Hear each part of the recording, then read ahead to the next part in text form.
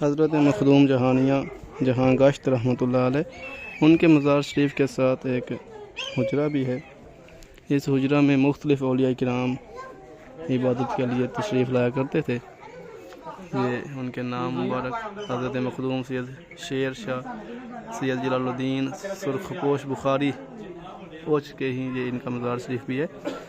حضرت بہاؤالدین زکریا ملتانی، حضرت سید عثمان مروندی، المعروف لال شہباز قلندر سیمن شریف والے، حضرت بابا فرید مسعود گنج شکر رحمۃ اللہ علیہ پاک وطن شریف والے، تو وہ حضرات یہاں اس حجرہ مبارک میں عبادت کے لیے آیا کرتے تھے۔ یہ اوچھ شہر کے اندر ہے۔